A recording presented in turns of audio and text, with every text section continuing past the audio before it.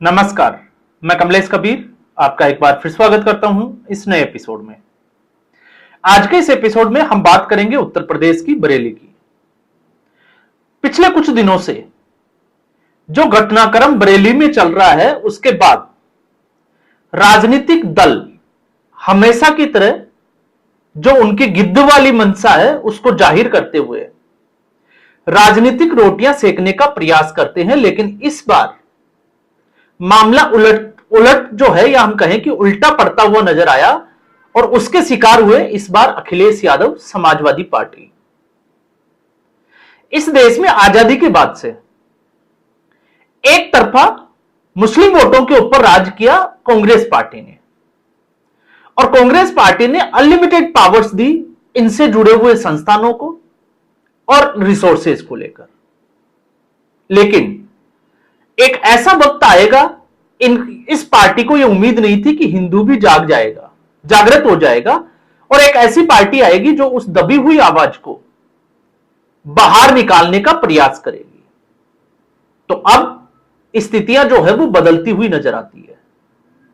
Congress party जिस vote bank के ऊपर अपना हक जता रही थी, अब क्षेत्रीय दल कांग्रेस पार्टी से 2 कदम आगे जाते हुए दिखाई देते हैं। इसलिए आपने देखा, ऐसे किसी भी मुद्दे के ऊपर, चाहे ममता बनर्जी हो, अखिलेश यादव हो या फिर आरजेडी हो, सबसे आगे आकर, या हम कहें कि कांग्रेस पार्टी के लात मारकर सबसे आगे खड़े दिखाई देते हैं।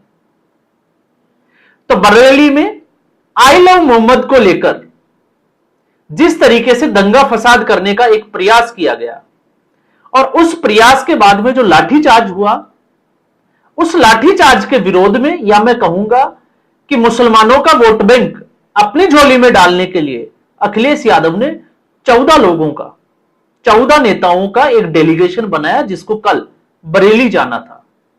लेकिन पुलिस ने उसको रोक दिया और इसकी अगुवाई कर रहे थे माता प्रसाद पांडे। अब इस डेलीगेशन को लेकर एक बड़ी चौंकाने वाली जो बात निकलकर आई वो थी मौलाना साहबुद्दीन रिजवी और उसका एक स्टेटमेंट, और उस स्टेटमेंट में वो जी भरकर समाजवादी पार्टी के अखिलेश यादव को गालियां दे रहे हैं, वो कोस रहे हैं और सीधे तौर से कह रहे हैं कि वो बरेली को संभल नहीं बनने देंगे। अब इस स्टेटमेंट में इस मौलाना का दर्द भी आपको समझ में आएगा और धमकी भी समझ में आएगी। दर्द यह है क्योंकि अगर बरेली का संभल बनता है तो फिर आप मानकर चलिए कितनी मस्जिदें टूटेगी, क्या क्या होगा, यह इस मौलाना को एहसास पहले से है। और धमकी इसलिए क्योंकि धमकी जो है वो अखिलेश यादव को दी जा रही है। अब यहां पर अगर आपको जिस तरीके से तोकीर राजा को पुलिस ने उठाया और उसके बाद में एकदम से भाषा बदल गई, तो मुझे लगता है कि गैर मुस्लिमों को उसके प्रभाव में आने की जरूरत कतई नहीं होनी चाहिए। क्यों नहीं होनी चाहिए? क्योंकि इस कौम का जो डीएनए है, वो डीएनए ये कहता है कि आप भले इस कौम को कितनी ही बार माफ कर दे, लेकिन जब इस कौम को मौका मिलेगा तो ये घात लगाए तैयार बैठी है। अक्सर आपने बात सुनी होगी कि हमें सत्ता में आने दो, हम देख लेंगे। अब यह सांत्वना है या धमकी है, आप खुद सोचकर देखिए। और जब मैं ये कह रहा हूं तो मैं ये इसलिए कह रहा हूं क्योंकि ऐसी ही गलती, जो गलती आज हम कर रहे हैं उस गंगा जमुनी तहजीब में आकर, तो आपको याद होना चाहिए इतिहास। और इतिहास यह कहता है कि पृथ्वीराज चौहान ने भी ठीक इसी तरीके की गलती की थी। मोहम्मद गौरी को 16 बार उसने जान से माफ किया था। अगर पृथ्वीराज चौहान चाहता तो मोहम्मद गौरी को बंदी बनाकर उसका गला काट सकता था, लेकिन उसने नहीं किया। और 17वीं बार जब मोहम्मद गौरी ने पृथ्वीराज चौहान को बंदी बनाया तो सबसे पहले उसकी आंखें निकाल ली गई और उसको अंधा करके मारा गया। तो आप समझ सकते हैं कि इस कौम का डीएनए क्या है। इसलिए सावधान और सतर्क रहना बहुत जरूरी है। अब हम आते हैं, आखिर बरेली में अब ऐसा क्यों कहा जा रहा है? तो ऐसा इसलिए कहा जा रहा है क्योंकि जो कौम 15 मिनट की धमकी देती थी आज उसकी औकात, मैं सीधे तौर पर शब्दों का इस्तेमाल कर रहा हूं, उसकी औकात यह हो गई है कि संभल में उसको मस्जिद और उस मस्जिद के ऊपर खुद हथौड़े चला रहे हैं। और यह एक ऐसा जिसको कहें कि समय होता है जब आप अपनी आत्मा के ऊपर हथौड़ा चला रहे हो। कभी सोचा था किसी ने कि ऐसा हो सकता है? लेकिन ऐसा हो रहा है। क्यों हो रहा है? क्योंकि सरकार की मंशा साफ है कि अगर आप छेड़ोगे, तो पूरा वाकया अगर हम समझे इस छेड़ने से रिलेटेड, तो आप सोचिए कोर्ट का एक ऑर्डर और उसमें सिर्फ और सिर्फ सर्वे की बात होती है संभल मस्जिद की। मैं बात कर रहा हूं 19 नवंबर की। सर्वे होता है, लेकिन दोबारा से सर्वे की डिमांड रखी जाती है। दोबारा जब सर्वे होता है तो वहां के सांसद वर्ग के द्वारा एक व्हाट्सएप ग्रुप बनाया जाता है, भीड़ को इकट्ठा किया जाता है और 24 नवंबर को, याद करिए महाराष्ट्र विधानसभा चुनाव के बाद, मामला जो है वो सुबह सुबह का होता है और 8:30 बजे हिंसा भड़क उठती है। हालांकि बाद में उसको पठानों और तुर्कों का जो है वो भिड़ंत बताया जाता है, लेकिन आप समझ सकते हैं कि वो था क्या। ये सीधे तौर पर चुनौती थी योगी आदित्यनाथ को, और योगी आदित्यनाथ का इतिहास रहा है, क्योंकि ये मुसलमान जो है वो भूल जाते हैं। हम तो भूल ही जाते हैं, लेकिन ये लोग भी कभी कभी जो है वो भूल जाते हैं। और भूल कैसे जाते हैं? जब सीएए और एनआरसी हुआ था तो उत्तर प्रदेश में आग लगाने का प्रयास किया गया था, मुरादाबाद। और उस मुरादाबाद में जब योगी सरकार ने आइडेंटिफाई करना शुरू किया जो लोग उस पथराव में और सार्वजनिक संपत्ति को नुकसान पहुंचाने में शामिल थे, और जब सबको नोटिस मिले उस नुकसान की भरपाई के, तो उससे जो है वो समझ जाना चाहिए था, लेकिन सावधानी हटी और दुर्घटना घटी। 24 नवंबर को भी ऐसा ही कुछ हुआ।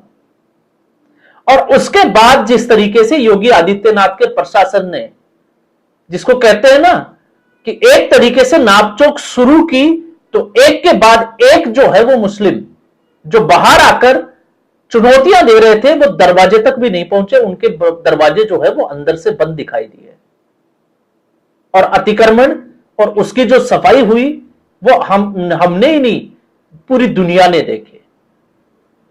तो अब ऐसी स्थिति में मुसलमानों को, क्योंकि पहले की सरकारों में और हमारे जो सरकारी जो कर्मचारी है उनके सहयोग से इनको यह गलतफहमी हो गई थी कि ऐसा ही कुछ जो है वो होने वाला नहीं है। तो इस बार संभल की एक मस्जिद है, उस मस्जिद को नोटिस दिया गया, रजाए मुस्तफा मस्जिद, और उसके साथ में एक मैरिज हॉल जो तालाब की जमीन के ऊपर बनाया गया था। नोटिस दिया गया, नोटिस में समय दिया गया, और जब समय दिया गया तो इंतजामिया कमेटी जो है वो भागती है कोर्ट की तरफ। और कोर्ट में जब आपको पता होगा जस्टिस दिनेश पाठक इसकी सुनवाई करते हैं, तो जस्टिस दिनेश पाठक एक ही बात करते हैं आर्ग्यूमेंट जब होता है। और आर्ग्यूमेंट क्या दिया जाता है आप सोचकर देखिए कि दशहरे का समय है, इसलिए अगर यहां पर मस्जिद तोड़ी गई तो सांप्रदायिक हिंसा या तनाव फैल सकता है। तो अगर इनसे कुछ ये पूछे कि बरेली में तुम कौन सा जो है वो प्यार बांट रहे थे, वहां पे भी तो दशहरे और नवरात्रों का कार्यक्रम था, लेकिन वहां पे तो आप लोगों ने जो है वो लाइटिंग बोर्ड लगा दिए और उसके बाद में स्थिति को कहां से कहां तक पहुंचा दिया। इसलिए भरोसा नहीं किया जा सकता। तो कागज मांगे गए, कागज थे नहीं, और जब कागज नहीं थे तो इनको ये अच्छे से पता था कि बुलडोजर तोड़ेगा, इसलिए खुद ही हथौड़ा लेकर निकल पड़े और खुद ने ही तोड़ाई शुरू कर दी। लेकिन इसके बीच में इतिहास जो है वो जयचंदों से भी भरा पड़ा है। और जिस शब्द की हम बात करते हैं कि हमें सेकुलर एक वर्ड है, उसकी जन्म गुट्टी बार बार पिलाई जाती है। तो जानबूझकर ऐसे जयचंदों को ढूंढा जाता है जो इन लोगों का मुकदमा लड़ सके। और इस बार जयचंद थे अश्विनी त्रिपाठी और शशांक त्रिपाठी, इस इंतजामिया कमेटी के वकील, जो सरकार के प्रशासन के इस फैसले को चुनौती दे रहे थे कोर्ट में। अब आप सोचकर देखिए, जानबूझकर ऐसा किया जाता है, जबकि चाहते तो क्या मुस्लिम स्कॉलर जो है वो एडवोकेट नहीं है, लेकिन इनको पता है कि एक मैसेज देने की कोशिश की जाती है कि देखो हम लोग जो है वो गंगा जमुनी तहजीब में विश्वास करते हैं, और यही जयचंद जो है इस देश को डुबोने में लगे हुए हैं। न्यायिक व्यवस्था वो तो आपको पता ही है इसका क्या हाल है, लेकिन ऐसे लोग इतिहास भरा पड़ा है एक के बाद एक। क्योंकि जब मैं ये कहता हूं, इस घटना का जिक्र करता हूं, तब मुझे एक घटना और याद आ जाती है। 1990 का वो दौर जब कश्मीर में मस्जिदों से जो है वो प्यार मोहब्बत बांटी जा रही थी और हिंदुओं को कहा जा रहा था कि आप अपनी विरासत छोड़िए और यहां से निकल जाइए, और उसके बाद में हिंदुओं की औरतों के साथ बलात्कार होता है और फिर जो अत्याचार होता है वो पूरे देश ने देखा। और यही सुप्रीम कोर्ट जब उसकी सुनवाई के लिए मामला जाता है तो यह कहकर टाल देता है कि इसको बहुत समय हो गया, और याचिका खारिज कर दी जाती है। लेकिन जब चुनाव होते हैं 370 हटने के बाद में, तो आप देखिए जम्मू का एक हिंदू लीडर उमर अब्दुल्ला के साथ चला जाता है, और फिर उसके बाद में एक एक्शन प्लान शुरू होता है कि जिस मुट्ठी जगह पर इन विस्थापितों को बसाया गया था, रोजी रोटी के लिए दुकानें दी गई थी, वहां पर अतिक्रमण हटाने के नाम पर बुलडोजर चला दिए जाते हैं। तो जयचंद ऐसा नहीं है कि आज की स्थिति में जयचंद नहीं है, आज की स्थिति में भी ठीक ऐसे ही जयचंद जो है वो हमारे समाज में भरे पड़े हैं, जिसका नुकसान गैर मुस्लिमों को उठाना पड़ता है। तो यह जब संभल की आती है, तो संभल आप देखिए कि संभल में जो सफाई अभियान शुरू हुआ योगी के प्रशासन के द्वारा, बरेली के मौलानाओं को यह अंदाजा हो गया कि अगर अखिलेश यादव आग में घी का काम करेगा, क्योंकि उसने पहले किए, तो माफिया जो है वो मिट्टी में मिल गए, और अब बारी है इन मस्जिदों की अतिक्रमणों की। तो बरेली जो है वो 5 दिन बाद में आपको 20 फीट का रास्ता 40 फीट का मिलेगा, यह इन सब मौलानाओं को पता है। इसलिए समय से पहले एक बार फिर जो है वो गंगा जमुनी तहजीब के बहाने दूसरे लोगों को बहकाने का काम तो कर ही रहे हैं, लेकिन इस बार अगर आप देखोगे तो एक जो मजबूत चीज जो दिखाई दी वो ये दिखाई दी डर। इन लोगों में भी डर है, और अगर इन लोगों के किसी भी प्लान की हवा पहले ही दिन निकाल दी जाए, तो ये अच्छे से पता है कि ये वो कौम है कि उसके बाद ये अपने घरों से बाहर नहीं निकालेगी। और जो आई लव मोहम्मद के जो नारे लगा रहे थे, पोस्टर लगा रहे थे चोरी चुपके अपने घरों से, वही लोग जो है वो आई लव मोहम्मद के पोस्टर फाड़े हुए भी देखे जा सकते हैं। यह है बदलाव, यह है एक्शन प्लान, और यह होता है डर। तो डर सबको लगता है, जरूरत होती है कि सामने वाला कितना मजबूती के साथ खड़ा है। तो आज के एपिसोड में बस इतना ही। उम्मीद करूंगा वीडियो एपिसोड आपको पसंद आया होगा। वीडियो को लाइक करें, शेयर करें, चैनल जरूर सब्सक्राइब करें। धन्यवाद।